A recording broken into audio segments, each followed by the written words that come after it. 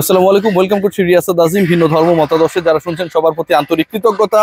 খুবই সিরিয়াস একটা ডিসকাশন করব। অনেকে আমাকে এই ডিসকাশন শুরু হওয়ার আগেই ফার্স্ট কমেন্ট ভাই, আই লাভ ইউ ভাই, এরা ভালো মানুষ, কিন্তু অনেকে গালিগালাজ করা অলরেডি শুরু করে দিয়েছে।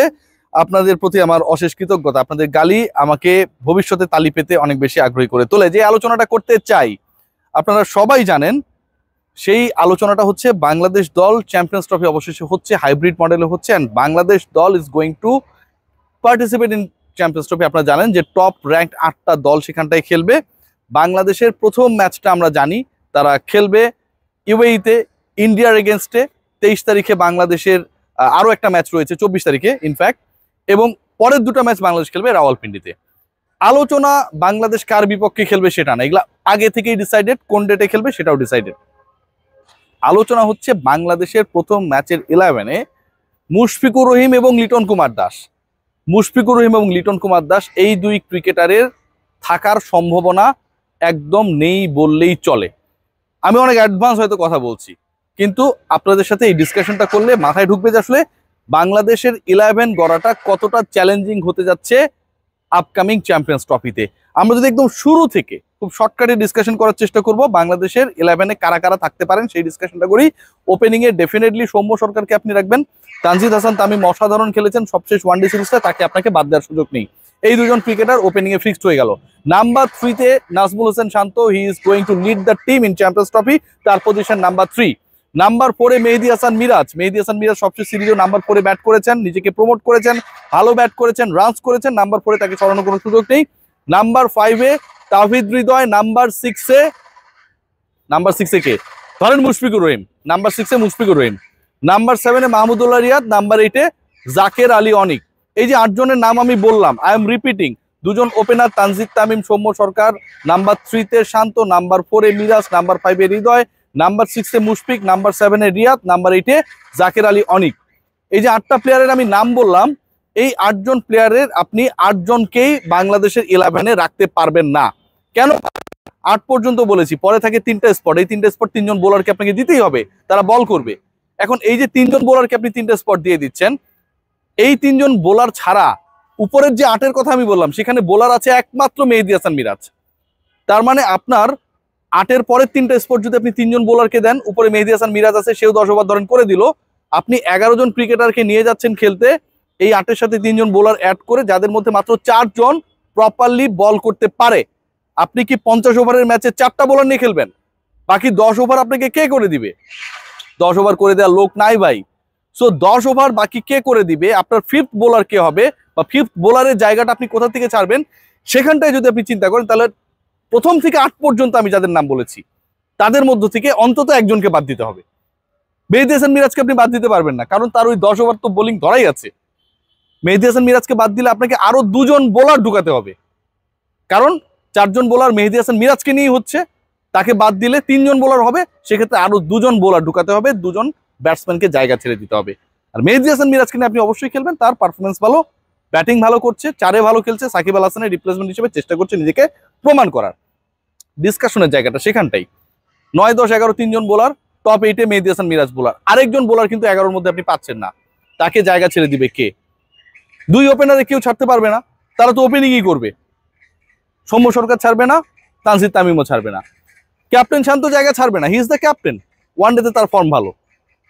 এই 3 জনের মধ্যে জায়গা ছাড়া কারো সুযোগ নেই। নাম্বার 4-এ মেহেদী হাসান মিরাজকে আমি একটু আগে আলোচনা করলাম, তাকে বাদ দেওয়ার কোনো সুযোগ নেই 11 থেকে যদি সুস্থ থাকে। নাম্বার 5-এ তাওহিদ হৃদয়কে আপনি খেলাবেন, যদিও কিছুটা ফর্মটা সেইভাবে আমরা পাচ্ছি না। নাম্বার 6, 7, 8 মুশফিক, রিয়াদ, জাকের আলী অনিক। রিয়াদের পারফরমেন্স কিভাবে খেলেছে, সবশেষ 4 ম্যাচে 4টা টানা 50+ ইনিংস, অসাধারণ খেলছে, অসাধারণ ফর্মে রয়েছে। বাংলাদেশ দলের এই মুহূর্তে টপ ফর্মের ক্রিকেট হচ্ছে মাহমুদুল্লাহ রিয়াদ। জাকের আলী অনিককে আপনি বাদ দেওয়ার চিন্তাও করতে পারবেন না, স্বপ্নেও না, বাস্তবতেও না। তাওহিদ হৃদয়, মুশফিকুর রহিম, এই 2-এর মধ্য থেকে আপনাকে একজনকে পিক করতে হবে, যাকে আপনি 11-এ নেবেন না। বাংলাদেশ দল বাংলাদেশে প্রথম ওয়ানডে খেলতে নামবে যে 11 জন ক্রিকেটারকে নিয়ে, সেই 11 জন ক্রিকেটারের মধ্যে মুশফিকুর রহিমের বাদ পড়ার চান্সটা সো হাই। কারণ 5 জন বোলার খেলাতে হলে ন্যাশনাল টিমের কম্বিনেশনে মুশফিকুর রহিমের জায়গাটা নেই। সেই ক্ষেত্রে মাহমুদুল্লাহ রিয়াদ নাম্বার 6-এ ব্যাট করবে, জাকের আলী অনেক নাম্বার 7-এ ব্যাট করবে। পরের 4টা স্পটে 4 জন বোলার খেলবে। মেহেদী হাসান মিরাজ টপ 7-এর মধ্যে থেকে আরেকজন ক্রিকেটার যিনি বল করতে পারেন। বাংলাদেশের এই 5 জন হবে বোলিং ডিপার্টমেন্টে 50 ওভার করার জন্য চয়েস। লিটন কুমার দাসের ক্ষেত্রে ঘটনাটা কি ঘটলো? লিটন কুমার দাস আপনারা যদি মানে খেলা দেখে থাকেন, লাস্ট 5 ম্যাচে 3টাতে 0 করেছেন। এমনিতেই তিনি ফর্মে নেই। আবার একই সাথে লিটন কুমার দাসকে আপনি 1 ডাউনে 2 ডাউনে অথবা আপনি 6-7-এ খেলাবেন, সেই জায়গাটাও নেই। কেন নেই? 6-7-এর জায়গাটা খেলবে জাকির এবং মাহমুদুল্লাহ। নাম্বার 2 যেটা মোস্ট ইম্পর্টেন্ট,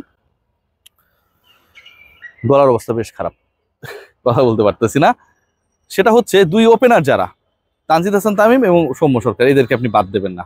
বাদ না দেবার অন্যতম কারণ, দেখুন বাংলাদেশে 5 জন বোলারের কথা আমি বলেছি যে যারা বল করবে। কেউ একজন খারাপ করলো, কারো একটা খারাপ ডে আসলো, 2-4-5 ওভার যদি আপনি কাউকে বল করাতে চান, সেক্ষেত্রে মাহমুদুল্লাহ রিয়াদকে এবং সৌম্য সরকারকে হাত ঘোরানোর অপশন হিসেবে আপনি কাজে লাগাতে পারবেন। লিটন কুমার দাসের ক্ষেত্রে যেটা পসিবল না।